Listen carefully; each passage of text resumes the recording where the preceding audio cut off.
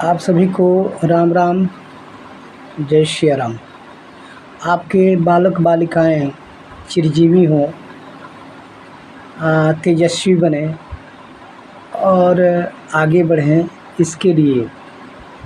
बालक बालिकाओं के जन्मदिन शास्त्रीय विधि से मनाया जाए। आजकल हम लोग कैसे जन्मदिन बालक बालिकाओं के मनाते हैं कि केक काटते हैं, बच्चों के हाथ में चाकू देते हैं और दीपक जलाना चाहिए तो दीपक बुझा देते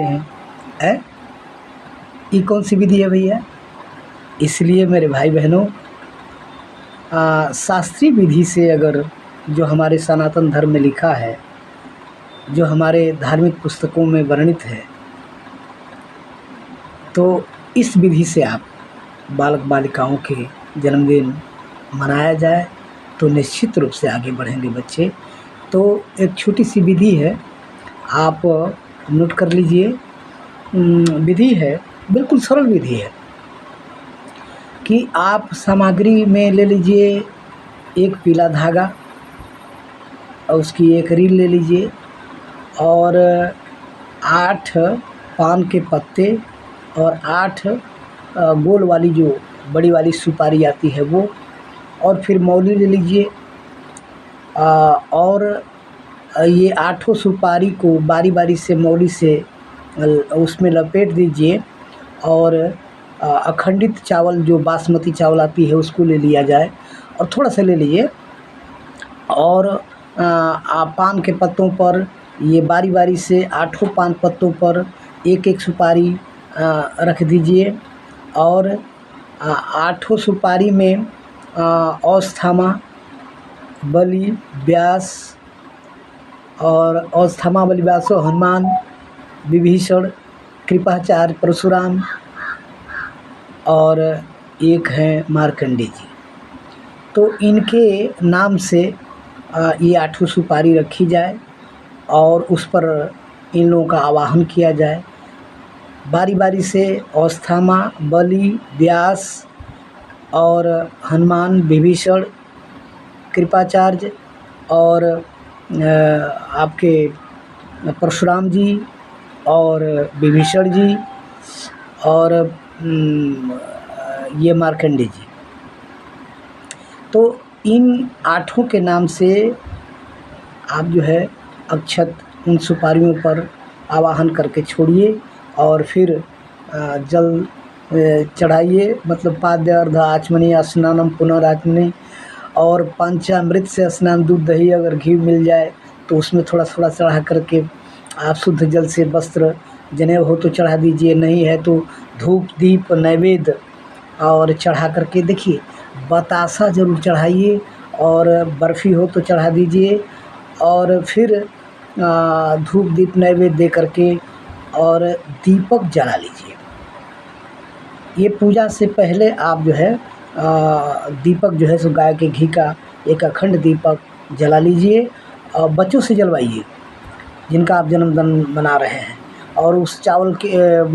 के ढेरी पर दीपक को रखा जाए और उसके बाद 2 बत्तियों वाला दीपक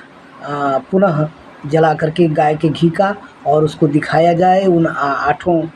देवताओं को, मतलब वो 8 भगवान को दिखाइए और फिर उनसे भोग लगा करके और आरती कपूर को जला करके और फिर क्षमा प्रार्थना मांग करके प्रार्थना कीजिए कि हे महर्षि लोग, हे भगवान, जिस तरह से आप लोग चिरजीवी हैं उसी तरह से हमारे भी बालक बालिकाएं चिरजीवी बने और आगे बढ़ें, तेजस्वी बने, ऐसा आशीर्वाद आप लोग दें तो निश्चित रूप से आपके बालक बालिकाएं आगे बढ़ेंगे। और ये जो पीला धागा है ना, तो पीला धागा को आप ले करके और बच्चे की जितनी शरीर की लंबाई है उतना नाप करके गांठ लगा दीजिए और उस पीले धागे को भी और सुपारी को भी, जो आपने पूजा किया उसको भी एक डिब्बी में रख दीजिए और फिर साल में जब जन्मदिन आवे तो पुनः इन सुपारी को ले करके और पुनः जो है सो आप इसी विधि से पूजा करेंगे तो निश्चित रूप से अब अगली साल में फिर वो धागा का गांठ कितना उम्र कितना लंबा हुआ शरीर उसका, तो उसमें जो है सो गांठ लगाया करिए। अब इस विधि से बना कर के देखिए भैया, निश्चित रूप से आपके बालक बहुत आगे बढ़ेंगे। तो करके देखा जाए, बहुत सरल विधि है। और अंत में प्रार्थना कीजिए, क्षमा प्रार्थना तो कर ही लीजिए, और फिर प्रसाद बांटिए। और बालक बालिकाओं को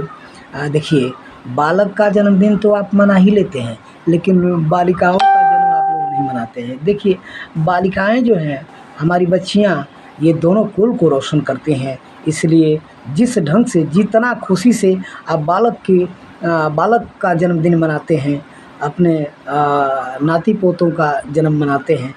उतनी ही खुशी से आप अपने बच्चियों को और बालिकाओं की भी जन्मदिन को मनाया करिए। इसी आपके बालक बालिकाएं आगे बढ़ें, स्वस्थ रहें, निरोग रहें, और आगे बढ़ें, पढ़ें, और चिरजीवी हों, इस शुभकामना के साथ। जय श्री राम।